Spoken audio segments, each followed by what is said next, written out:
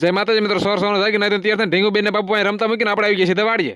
પછી સવાર સવાર વાડી આવીને જીરા માંડવી મને ફૂલે ફૂલ બાકી કે બોલે દીધી. आज कमाएगा तो कल बैठकर खाएगा। अरे अपनी मेहनत पर भरोसा रख।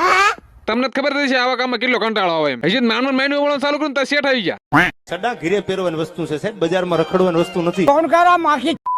मुझसे नहीं होगी इस तरह की नौकरी। क्या इसी नौकरी के लिए मैंने जी तोड़ मेहनत करके पढ़ाई की थी?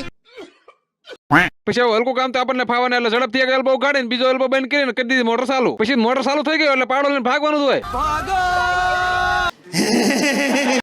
એક બાજુ આપણે પાણી વાળતા ને બીજી બાજુ શેઠ જીરાનું એનાલિસિસ કરે છે. પછી ઝડપથી પાણી વાળવાનું કામકાજ પતાવીને સપ્પલ હાથમાં લઈને આવી જાય ઘરે.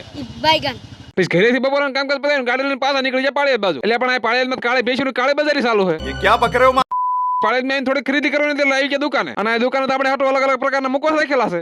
પછી ઝડપથી દુકાનનું કામકાજ પતાવીને હું બાપુ બી આવી ગયા માર્કેટ યાર્ડમાં. હા, હું એકલો નથી, બાપુ થવાના માંડવી ભરીને આવ્યા હતા. અને માર્કેટ યાર્ડમાં માંડવી ભાવ નહીં થતા ને ટ્રેક્ટર બધા રીહે ઊંધા પાછા થઈ ગયા છે. मैं गाली नहीं दे सकता।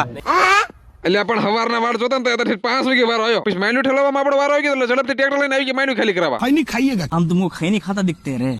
હવે એક બાજુ માંડવી કોથળા ભરવાનું ચાલુ અને બીજી બાજુ સિરાય મારે હરવાર ભેગી ખતમ કરતા જાય. गजब। હજી જ માંડવીનું કામકાજ પતાવીને માર્કેટ યાર્ડ બહાર નીકળ્યા હતા. ઓહો, મારા મામાની પરત ભેગી થઈ ગઈ.